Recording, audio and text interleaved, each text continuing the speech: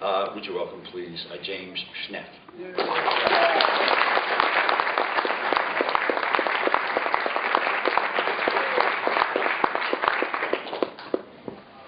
Good afternoon, everyone.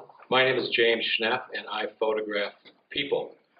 Throughout my career, my forte has always been photographing people in their environment, and I've got to say without hesitation, I've not found a more fascinating and passionate community of people and a better stage to photograph on than the cast of characters and the architecture that make up my new book, Palm Springs, Modern Living, which just recently came out through Schnepf.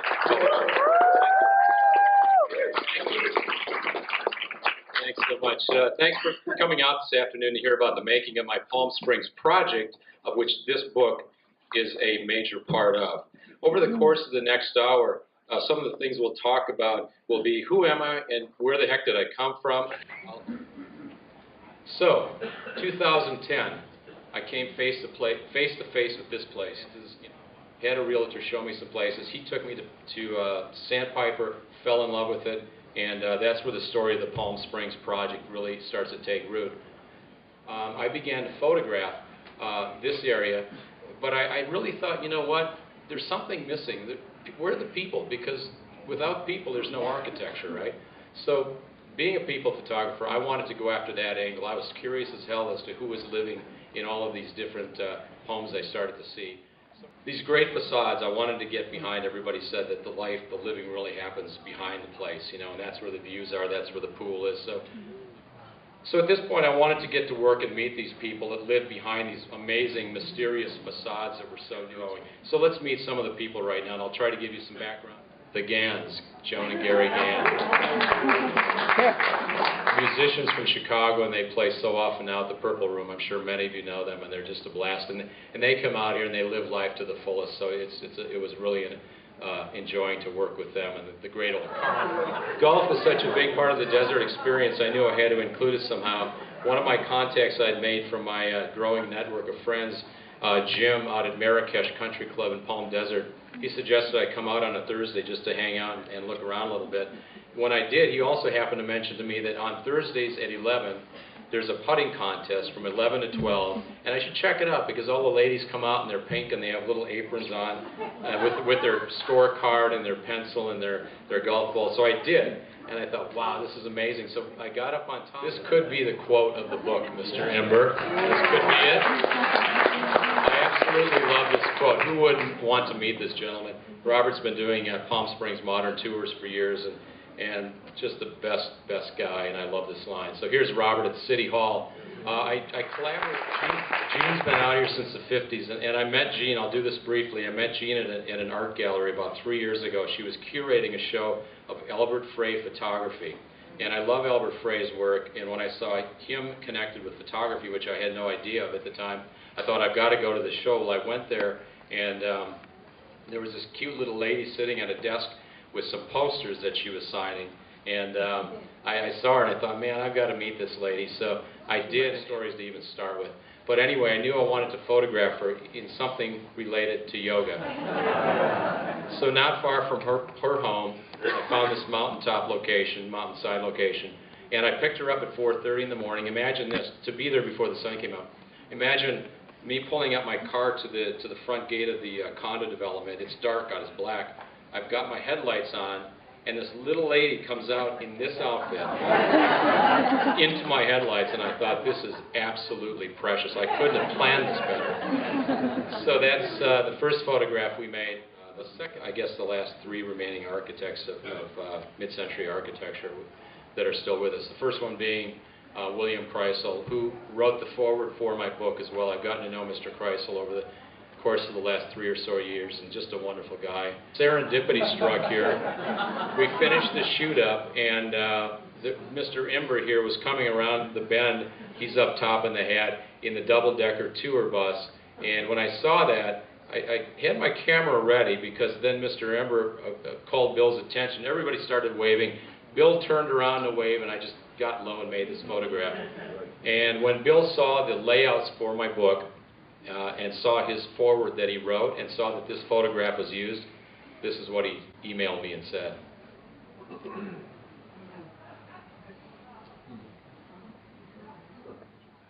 Don Wexler. And again, it was such a pleasure meeting another one of the iconic architects. I met Mr. Wexler through his son, Gary. And I'll mention right now, too, that Gary's a big part of this book. Gary's a really great graphic designer in Palm Springs, and he did the book. Gary brought his dad down over to the Merrill Lynch building. Gary thought it'd be a great place to photograph because he's not. And I noticed Don walked over to look in the windows to see what the inside of the house was looking like. And at that moment, Gary happened to be walking around the side of the pool. So we've titled this image, Looking for Gary.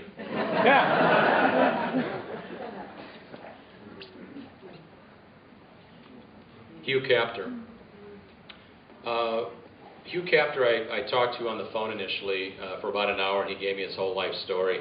And so giving with his time, and we arranged a time when I was coming back to the desert to go around and look at his work. And he spent 4 hours with me in his vehicle, driving me all around the city to see everything that he'd done.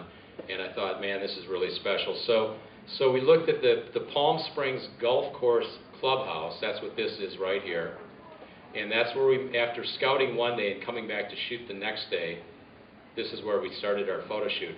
Now on that scout day, we were driving around the last place on the tour. He said, you know, let's stop by my family home. I haven't been there in 20 years, but I kind of want to see it. And he hadn't been back to his family home from 1957. Since 1990. We knocked on the door, the homeowners opened it up, the guy's eyes bugged right out of his head and said, Hugh Captor. So he invited us in, and when we got in, he said, you know, I want to show you something.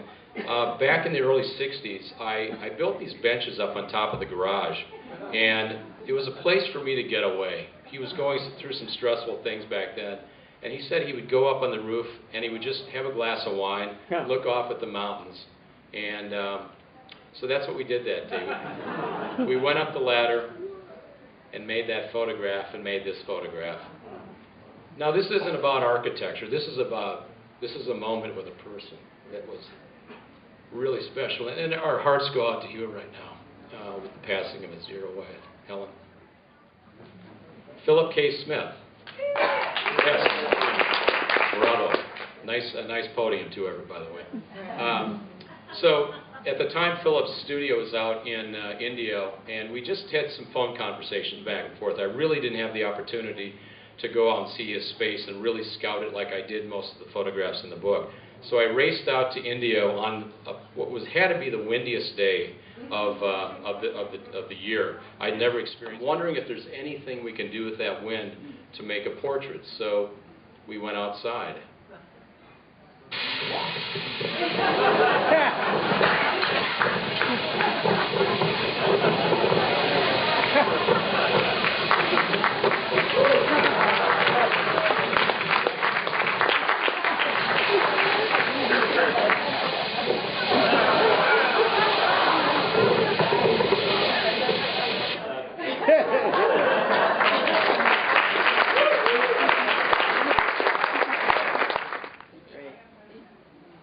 We come to the cover of the book now.